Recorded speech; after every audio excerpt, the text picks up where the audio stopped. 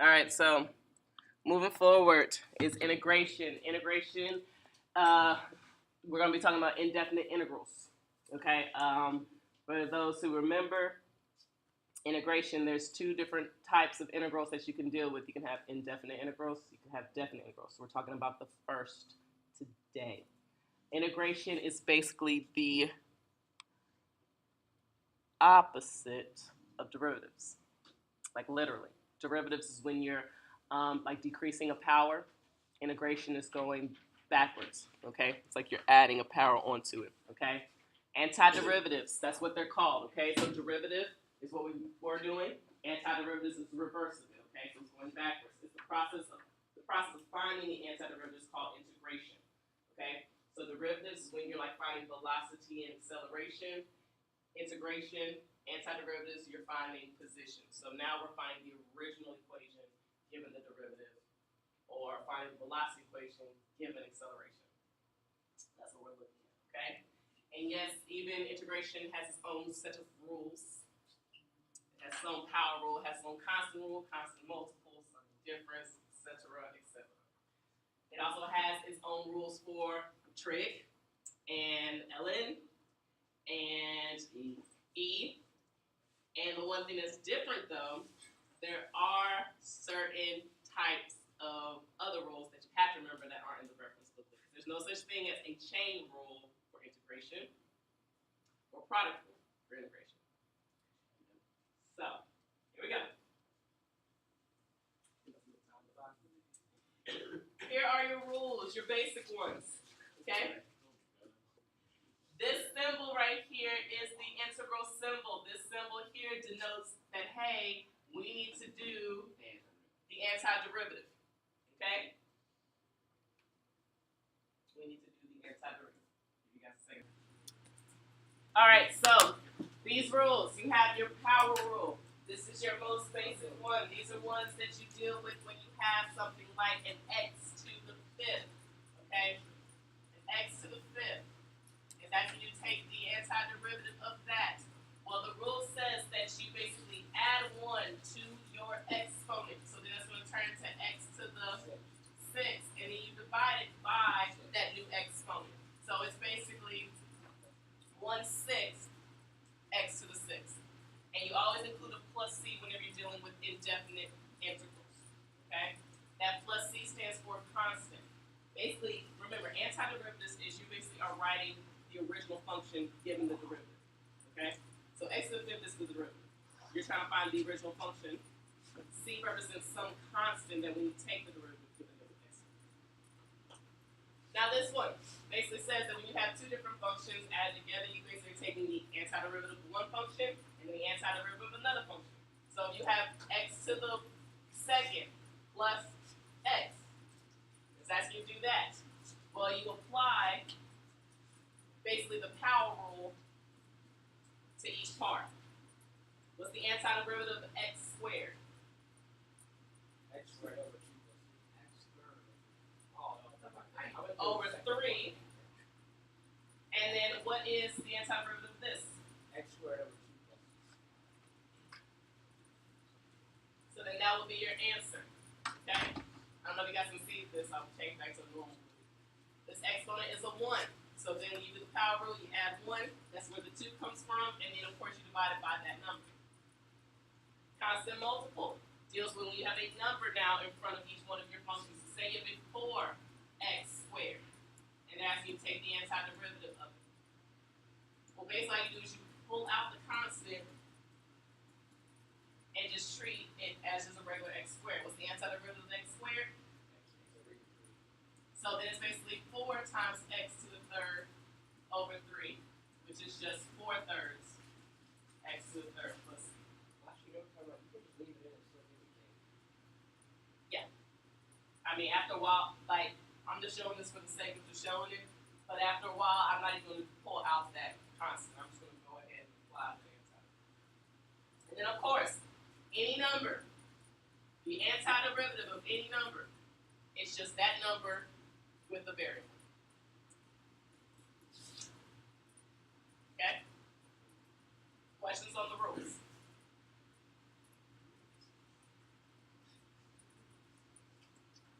what I got. All right, here we go. Antiderivative of this. Yes, this is x to the 4th all over 4. You could write 1/4 x to the 4, but always remember your plus c. We are dealing with indefinite integrals. Here's the next one. Well, definitely already gone. Remember with these, you can always opt to bring it up. So you're basically dealing with the integral of t to the -2. Apply your power rule. When you add 1, that turns into a negative, and then you divide it by a -1. So you have a negative t minus 1, which always turns into a positive, a plus c. Good stuff. Here's the next one.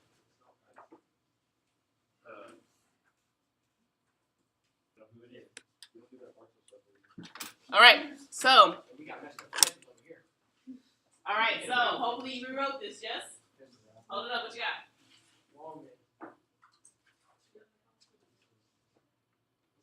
Okay, put them down. So yes, this can be x to the 4/5. So when you realize, guys, when you add 1 to this turns into x over the 5/9, or x to the 5. Sorry. 9/5.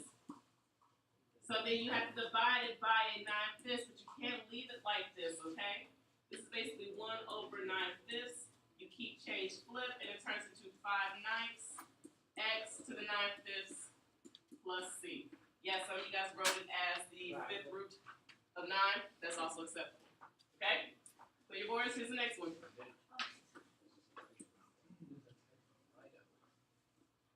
Yes, the answer is 2x plus c. Remember, the derivative of any constant is always that number plus your variable. Here's the next one. All right. Taking your own deep-rooted insecurities. You have a constant, so then you have to take the antiderivative of x squared, which is x to the 3rd over 3, but those 3's end up canceling out, so you have x to the 3rd. Same thing over here, 2x, what's the antiderivative of x? So 2's cancel out, so you're left with an x squared, and of course the derivative of the constant is just x, and you cannot forget your plus c. Some of you guys are forgetting your plus c's, do not forget your plus c's. I did. What was the trick though? Slime. Here we go. All right. Hopefully you guys brought it up, yes? When you add 1 to this, it becomes a -2. So then you divide by a -2. Those cancel out, then you have a -2x to the -2, but you don't want to leave a negative up there. An exponent, so it turns to a -2 over x squared plus c. It looked like you just got caught after taking the picture. What? What's that about again? I just said more work. What, extra out here? I got a trick. Next one. Alright, so with this one, okay, separated, they roll this, and this one turned t to the 1/4. Okay? This one should have been an easy one, t to the 3rd over 3, yes? Yes. Okay, this one here, when you add 1, that turns into a 5/4. You have to divide it by 5/4, which basically flips the denominator. There's your final answer. I know it's crooked. Okay? That's what you get from skipping school, Michelle.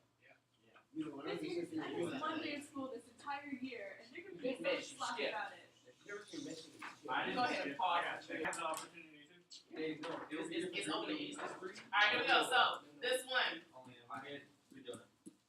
you add, so then it turns into a 5/3. Over 5/3, when you divide, it turns into a 3/5 plus x plus c. Okay? Here's the next one.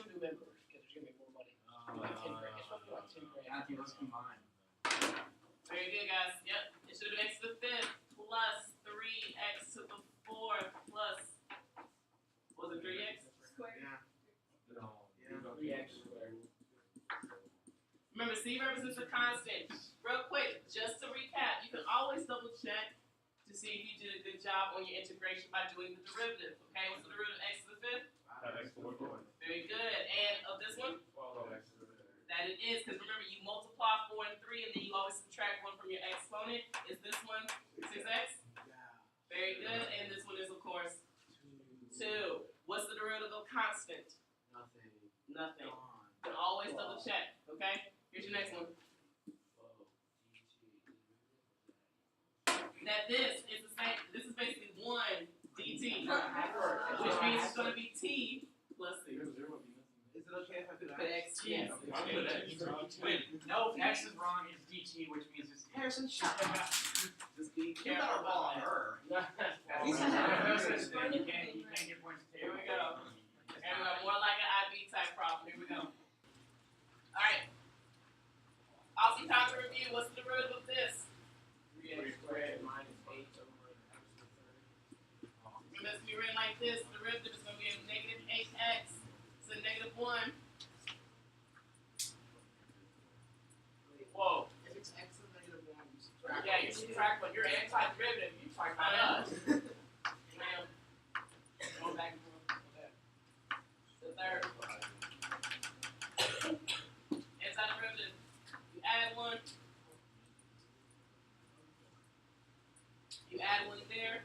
So then that turns into a negative 4x to the negative 1. So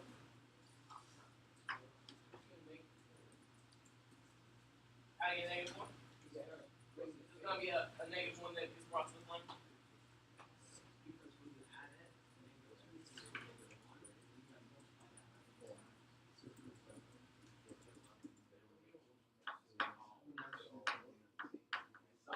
Plus C.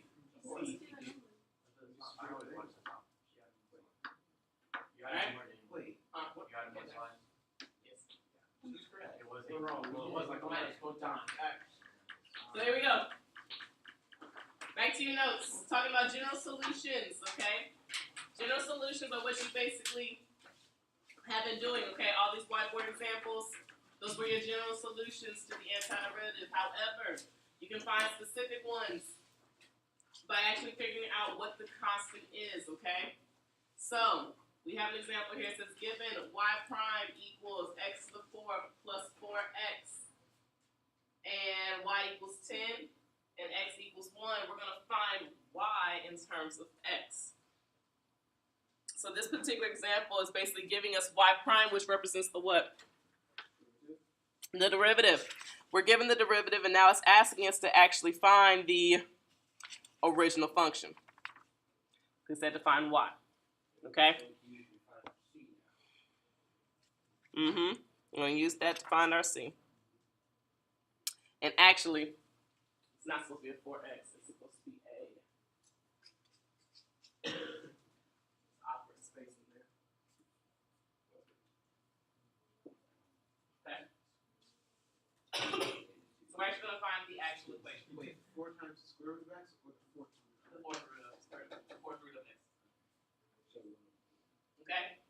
So, to do this, to actually find the original equation, that when you take the derivative will give us this. We go through the process of actually finding the antiderivative. Okay? So, the antiderivative of x to the 4th is what? X to the 5th over 5, or 1/5 x to the 5th. This can be written how? 4th root of x can be written as what? When you add 1 to that, you get what?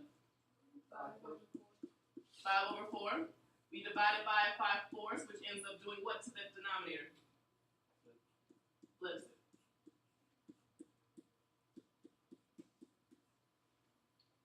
This right here is our antiderivative. Now we're actually going to find y. We use the fact that y equals 10 and x equals 1 to help us find c. So what we're going to do is we're actually going to plug in 10 for y, 1 for x,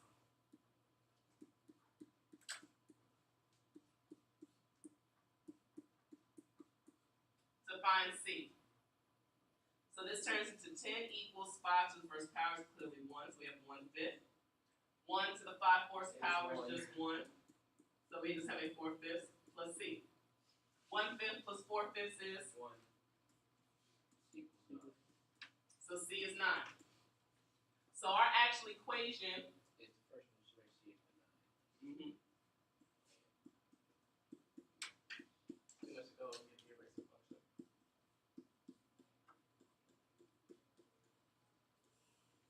For this particular situation. So with the plus C, that's the general solution.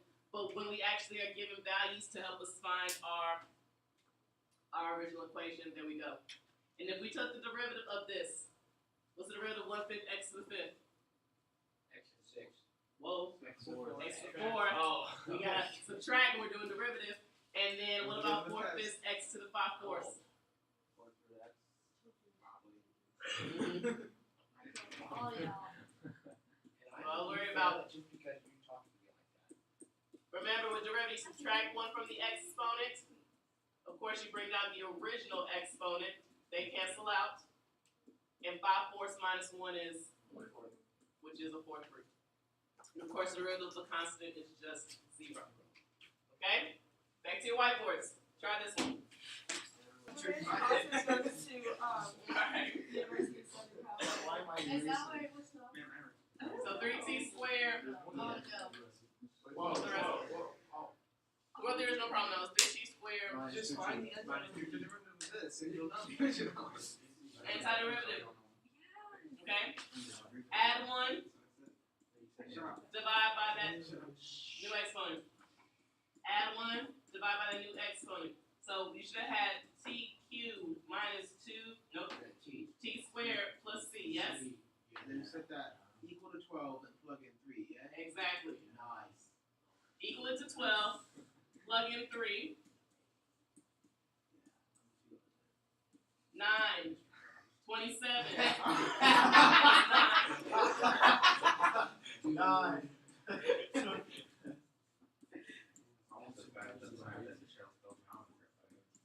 And everybody got -6. That's not plus 6? Okay. Listen, stop. It's one mistake. Michelle, you're really harshing my vibes over here. Realize that S is position. S of T is position. Okay, so when you see S, you should think, okay, I am dealing with velocity here. S is position, V is velocity, and A is acceleration. Here's the next one. Good job. Get a job. Oh, Alright, don't hold it up. Just look and see. Y'all got the You fan. can write on your board, you got it. But you have to look all right on Harrison, Michelle, what'd you get for C? 1/pi minus 57. Whoa! What you guys should have. That's right. Okay. Now, this was for your Michelle, it's 2 pi, not pi squared. for your you do the thing. Whoa. Yours is gonna end up different than ours. No, it's not. should. Oh, I should have taken that out. If you got 4/3, 4/3 t to the third plus 2t squared plus t plus c. It should be the same thing. Initial volume is pi, which means that when t is 0, when t is 0, What? v is pi. What? So basically, it's just left leaving with c. Oh, wait. So, you don't plug in 3? Initial volume is pi, so that means regular V equals to pi, so then when you plug 3 into that, you find C for the formula. What if I So initial volume means that when t is 0, y is pi. So this is your point here. So you plug in 0 for t, and you plug in pi for v. So when you plug that in, you'll be left with the c, 2 pi, and then the c. To solve for c, you divide. C equals 1/2. What if I distribute That's it? way Ryan better was than right. If you distribute the 2 pi through, you still would have had 2 pi c, and you still would need to divide. Yeah. But I didn't have Harrison, they just underestimate. like You got it wrong there. Brian.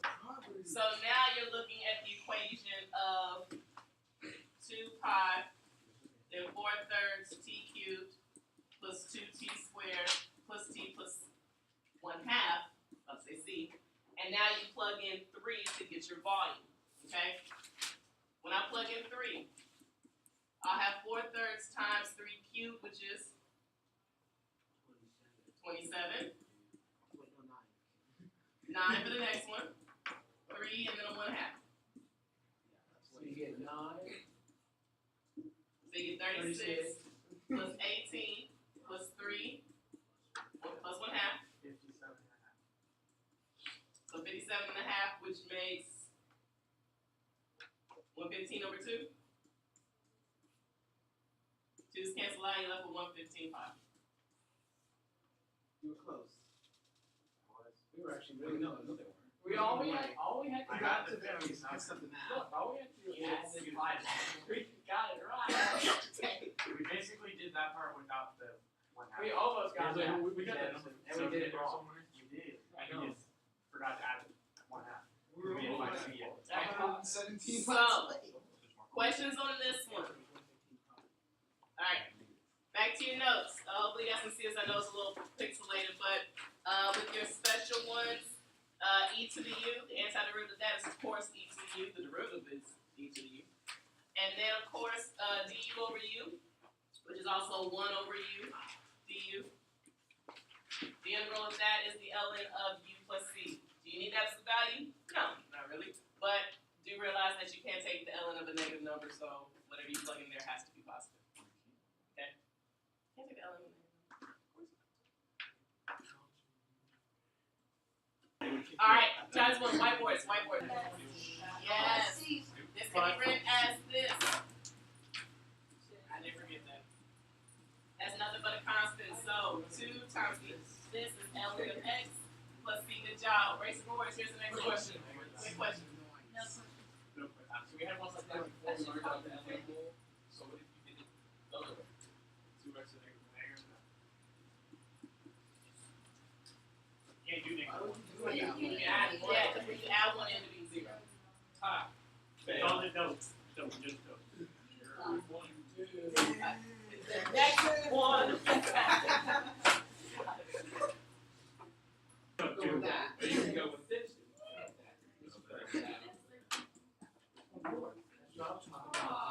Yeah, dude, that's That's a shame. we got that in a No. Next one. Get your life together. Another way you can do these. So expand this.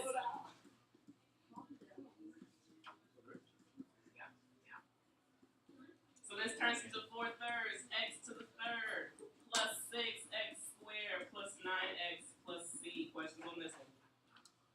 Alright, here's the next one. You make it like the top constant. then you pull it out. See, Well, I don't think I quite understand. Okay. Just saying. Why is it 2 and not 3? Because every single one can be divided by x.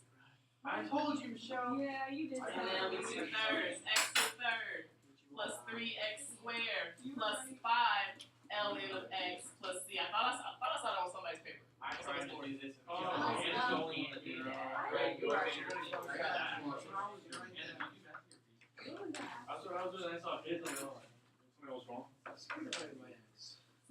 Remember, ln and e cancel out, so this is just the integral of You to the 2.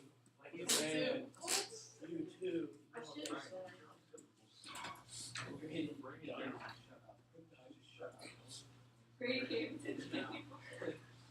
Good. So this can be separated. So then yes, derivative of e to the x is just e to the x. Then we have 1/2 x plus c. So good job. Whoa. What? Oh, you say 100%. We got C over 2 over here. This time you wouldn't pull out the. Because if you pull out, No matter what, you still have a constant. No matter what, you still have a constant. there's the constant not over half. The constant's not over half. The thing is, the constant comes in after you take the antiderivative. So this one, how come the constant doesn't have the one half, and the constant on the other one has the 2 half? She is right. Then I got that problem wrong with that. If you did put the 2 pi of the C, oh, we got So we gotta go back to basics. That's true. The constant is on the outside. Okay, which means that when you do plug in, C is just pi. C is just pi. So then down here,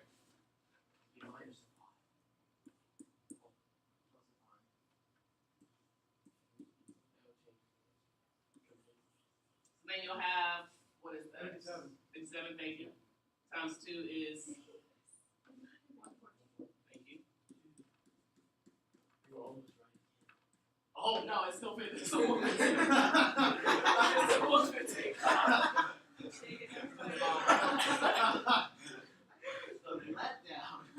So we got lucky. A lot of work on y'all's board. So here we go. It's going to be rewritten like so. Right? So then you'll have it's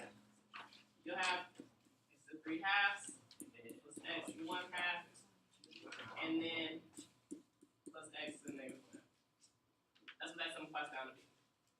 Same base division, you subtract. Can I say the inside of root of this though? So when you add 1, that ends up becoming 5 halves.